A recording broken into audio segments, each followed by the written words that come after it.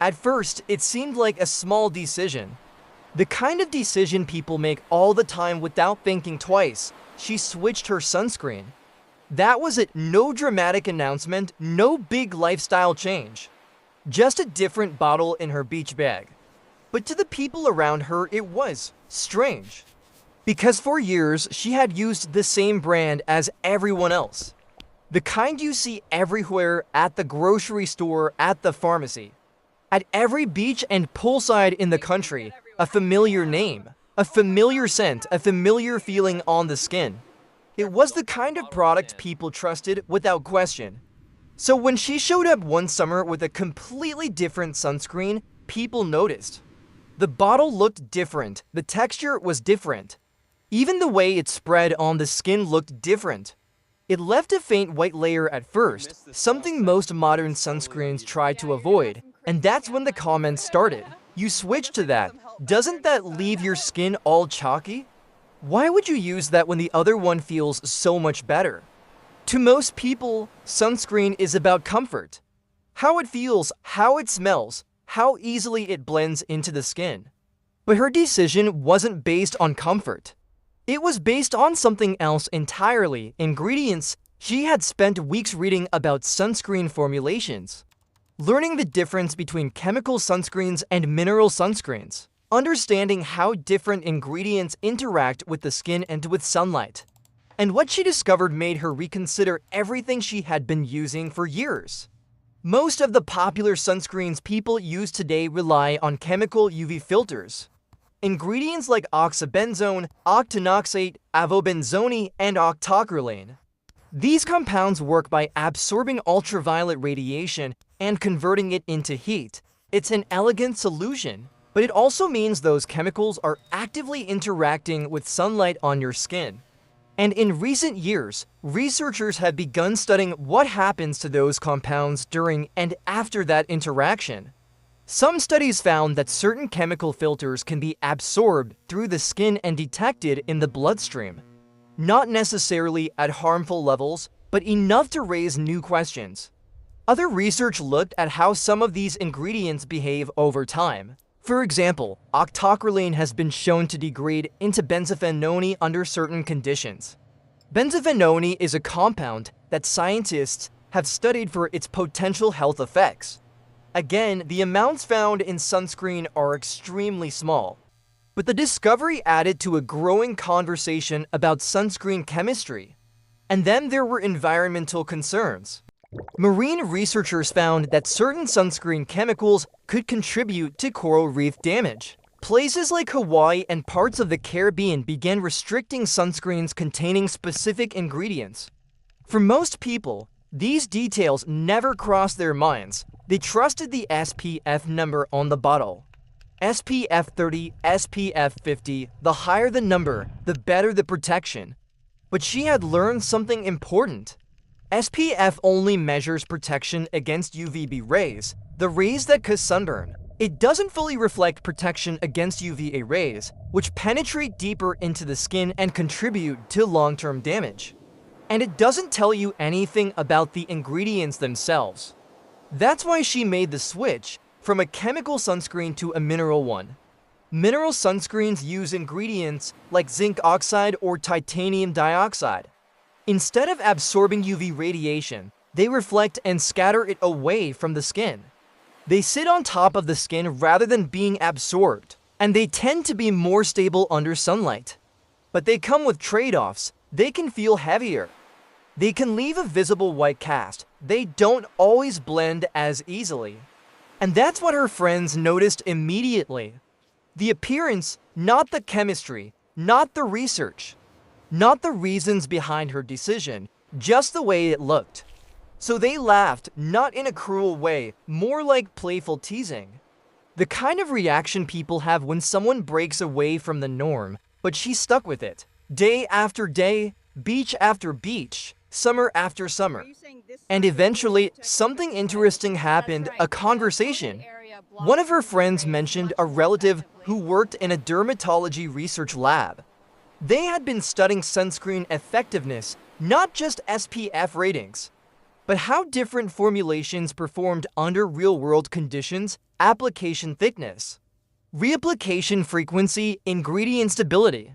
All the variables that affect how sunscreen actually protects the skin. Curious, they decided to bring both types of sunscreen to the lab. The one everyone had been using and the one she had switched to. The goal wasn't to prove anyone wrong, it was just curiosity. But what the lab found would change the conversation completely.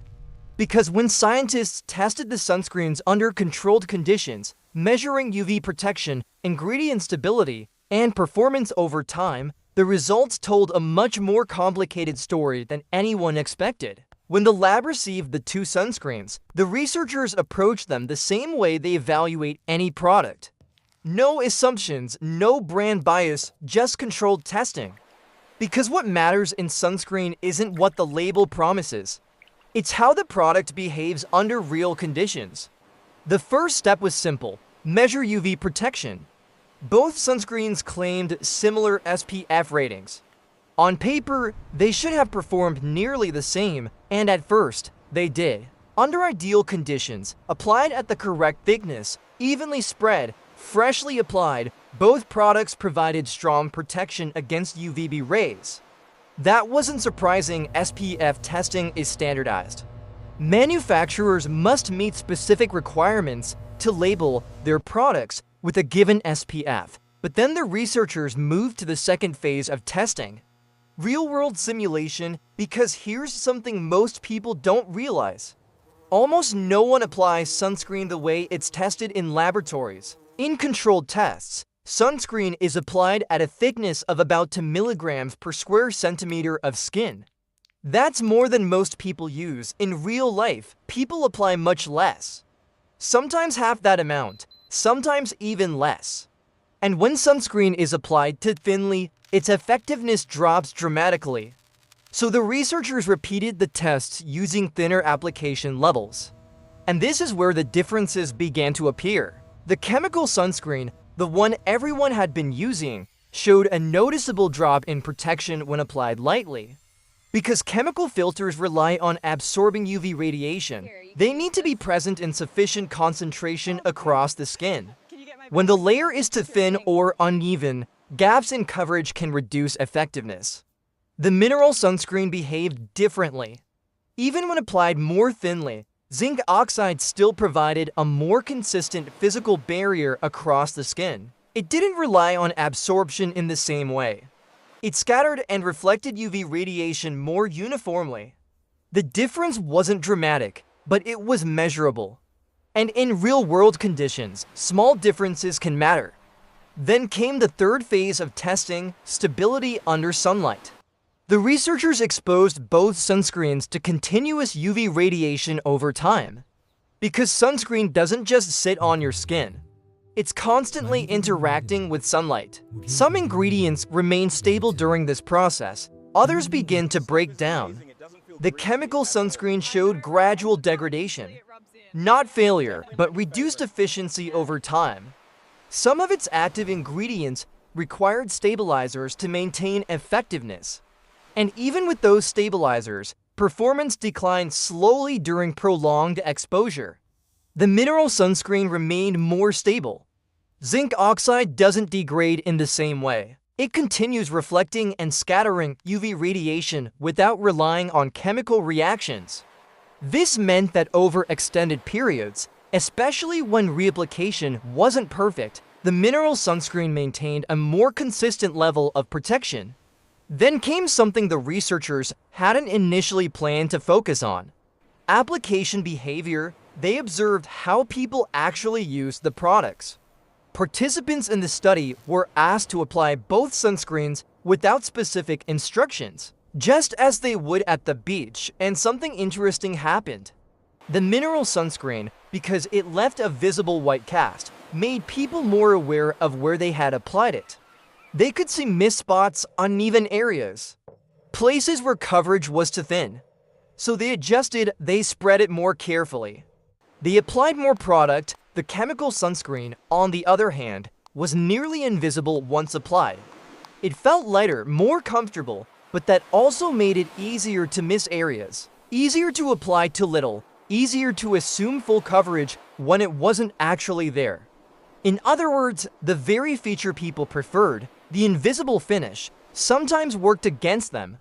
By the time the lab finished its analysis, the conclusion wasn't that one sunscreen was good and the other was bad. It was more nuanced than that. Both products worked, both provided protection, but they behaved differently under real-world conditions. The chemical sunscreen offered convenience and comfort. The mineral sunscreen offered consistency and stability. And when application habits weren't perfect, which they rarely are, those differences became more important. When the results were shared with the group, the reaction was immediate. The laughter stopped, not because anyone had been wrong, but because the situation was more complicated than it had seemed at first. The sunscreen that looked less appealing, the one that left a white cast, the one people had joked about, was performing in ways they hadn't considered. Not necessarily better in every situation, but differently in ways that mattered. And that's when the conversation shifted from appearance to understanding. Because sunscreen isn't just about how it feels on your skin.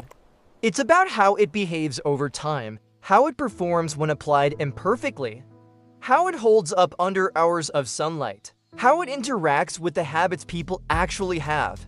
The woman who made the switch hadn't been trying to prove anything. She had simply followed the information she found.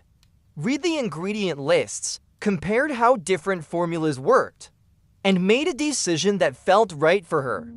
The lab results didn't make her choice universally correct, but they revealed something important. The products we trust every day often involve trade-offs. Convenience versus consistency, comfort versus coverage. And those trade-offs aren't always obvious from the label on the front of the bottle. By the end of the summer, something had changed in that group of friends. Not everyone switched sunscreens. Some stayed with what they were used to. Others began trying different options, but no one laughed anymore, because they understood something they hadn't before. The best product isn't always the one that feels the nicest in the moment. Sometimes it's the one that performs best when real life isn't perfect. And the next time they reached into their beach bags, they did something they had never done before. They turned the bottle around and read what was actually inside.